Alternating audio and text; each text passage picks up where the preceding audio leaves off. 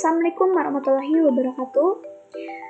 Sebelumnya perkenalkan, nama saya Gebriani, NPM 20211765 dari kelas B, jurusan Pendidikan Geografi. Di video kali ini, saya akan mencoba mempraktekkan langkah-langkah cara untuk melakukan uji Manwithny dengan menggunakan aplikasi SPSS.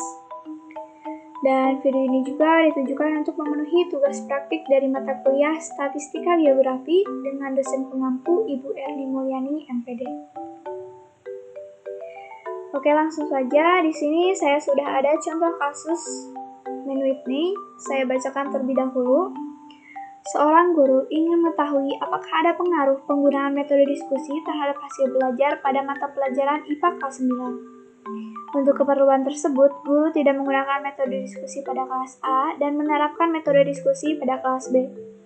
Kemudian, guru tersebut memberikan ulangan untuk masing-masing kelas dengan soal yang sama, maka diperoleh nilai atau hasil belajar sebagai berikut. Untuk datanya ini ada di Excel saya. Nah, ini ada data hasil belajar kelas IPA. Untuk kelas A ini yang tidak menggunakan metode diskusi, dan untuk kelas B ini menggunakan metode diskusi. Kita balik lagi. Dan hipotesis atau kesimpulan sementara yang diajukan guru tersebut, ada perbedaan hasil belajar IPA antara kelas A dengan kelas B. Baik, kita masuk lagi ke data penelitiannya. Di sini ada data hasil belajar kelas A, dan ini yang kelas B. Dalam uji Manwithny, kita memerlukan pengkodean data, di mana untuk kelas A saya beri kode 1 dan untuk kelas B saya beri kode 2.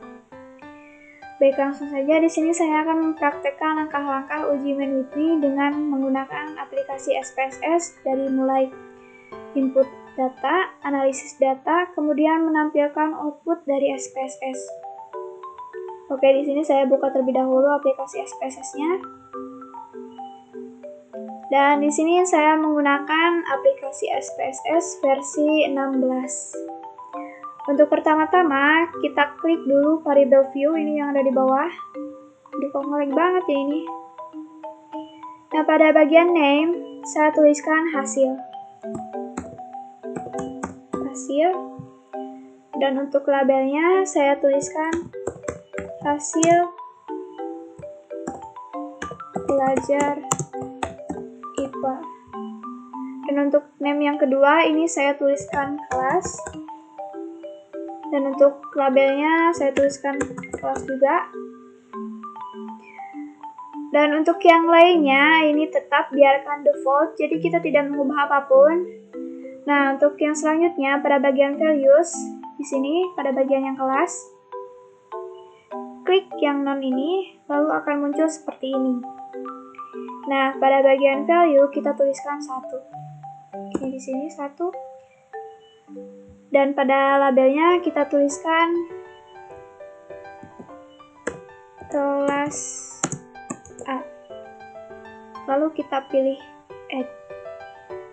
Kemudian ulangi lagi, di sini saya tuliskan angka 2 yang menunjukkan bahwa kode kelas B. Dan ini labelnya saya tuliskan kelas B. Nah, ini untuk yang tadi yang value-nya 1 itu menunjukkan kelas A ya. Nah, kalau sudah seperti ini, lalu tekan saja langsung OK. Tahap pemberian nama sudah selesai, selanjutnya kita ke tahap penginputan data. Nah, saya pilih data view. Baik, di sini sudah ada 2 variabel ya, variabel hasil dan juga variabel kelas.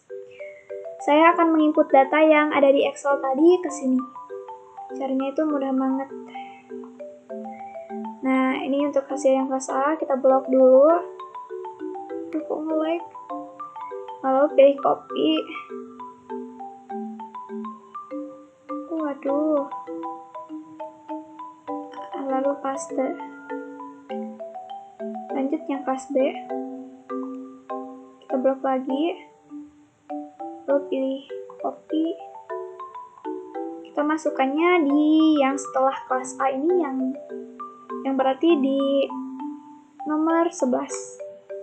Kita paste di sini. Dan untuk kodenya juga kita input juga ya.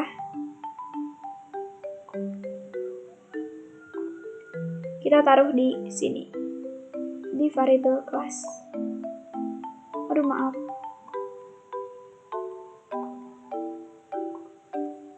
Taruh di sini. Lalu untuk kode yang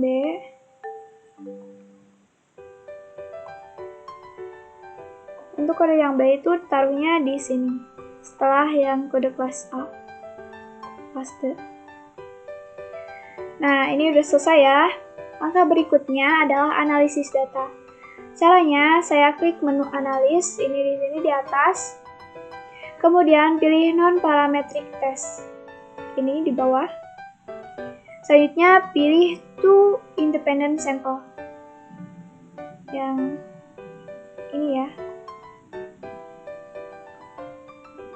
Lalu akan muncul seperti ini. Pada bagian hasil belajar kita masukkan ke tes variable list. Ini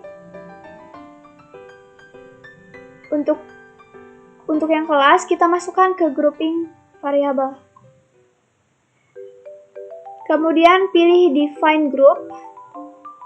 Ini di sini saya beri angka 1 untuk kelas A.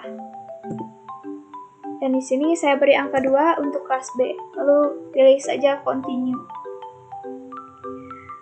Selanjutnya di sini sudah tercentang main with me ya.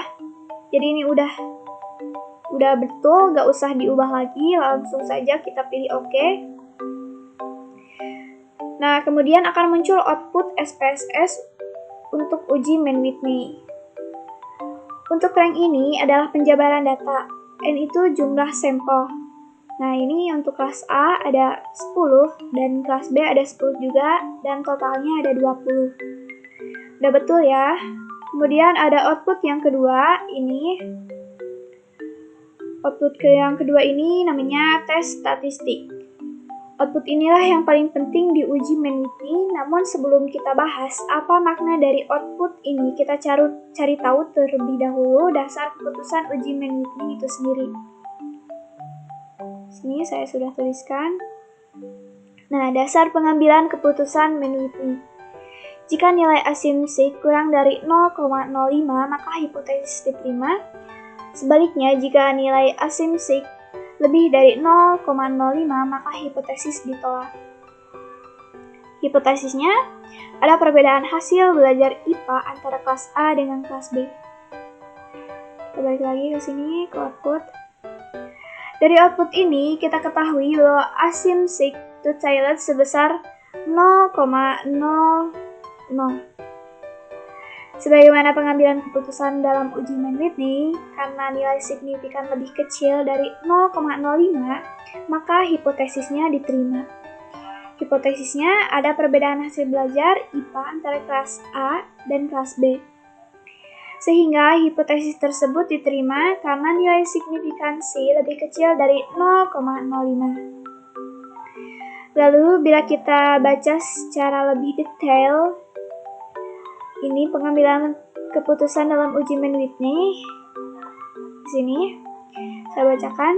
Berdasarkan output tes statistik diketahui bahwa nilai asumsi to child sebesar 0,00 kurang dari 0,05, maka dapat disimpulkan bahwa hipotesis diterima.